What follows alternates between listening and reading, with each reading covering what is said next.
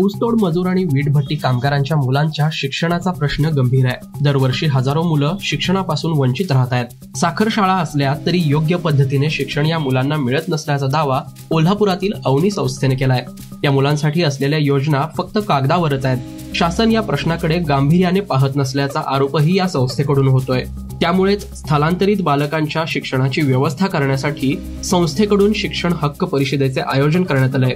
जोपर्यंत स्थलांतरित मुलांना त्यांचे हक्क मिळत नाहीत तोपर्यंत गप्प बसणार नाही, असं बोलताना अवनी संस्थेच्या अध्यक्षा अनुराधा भोसले यांनी सांगितलंय। कोल्हापूर जिल्ह्यात दरवर्षी 6 महिन्यासाठी मराठवाड्यातनं मोठ्या प्रमाणामध्ये ऊसतोडणीवर मजूर येत असतात।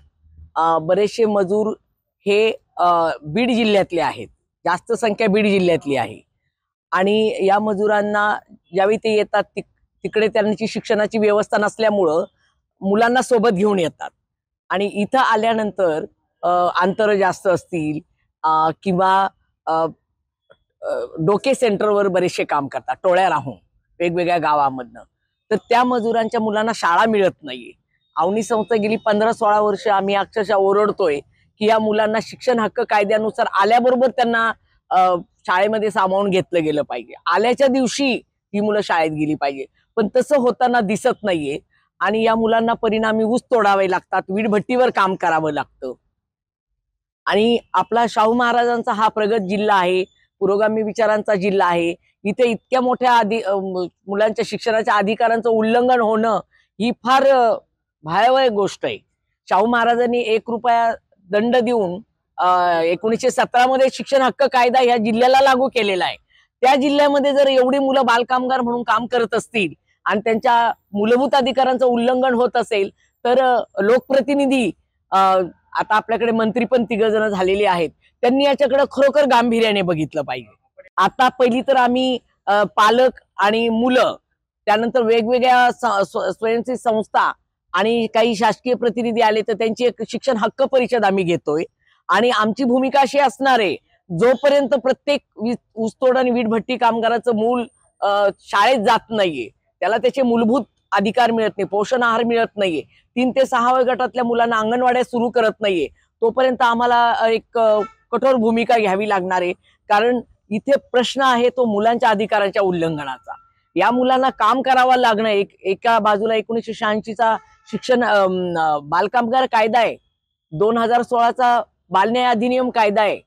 कायदे फक्त कागदावर असून उपयोग नाही, मुलं शाळेत गेली पाहिजे, यात कुणाला शिक्षा व्हावी हा मुद्दा नाही, यात प्रत्येक मूल सक्तीने शाळेत जावं आणि बालरक्षक जे बालन्याय अधिनियम कायद्यानुसार नेमणं सरकारने आवश्यक आहे ते बालरक्षकाची नेमणूक होताना इथं दिसत नाहीये।